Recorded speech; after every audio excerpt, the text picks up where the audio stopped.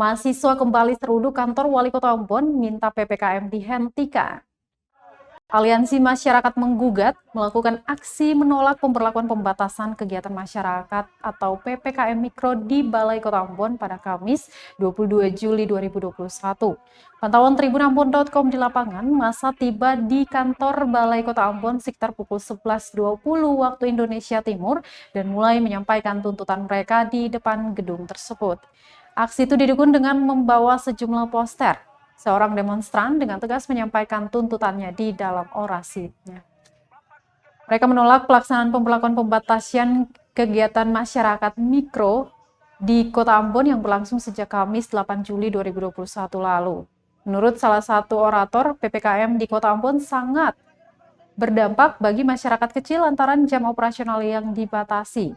Diberitakan sebelumnya Tribuners, aksi unjuk rasa menolak PPKM Mikro di depan Gong Perdamaian Ambon berakhir ricuh pada Jumat 16 Juli 2021 lalu.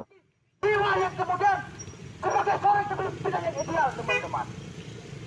Karena sejatinya kepemimpinan ideal, dia mampu melihat kondisi dan kondisi daripada masyarakat, teman-teman. Maka olehnya itu, Pak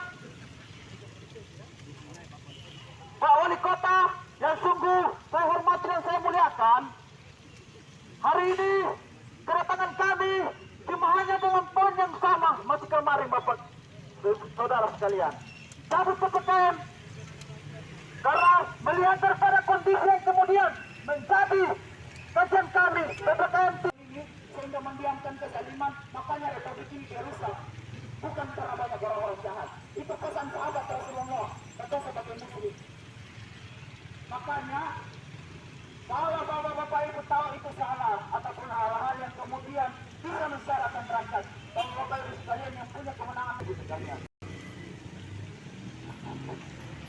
Hormat yang saya muliakan, hari ini kedatangan kami jemaahnya dengan poin yang sama. Terima kasih sudah nonton. Jangan lupa like, subscribe, dan share ya.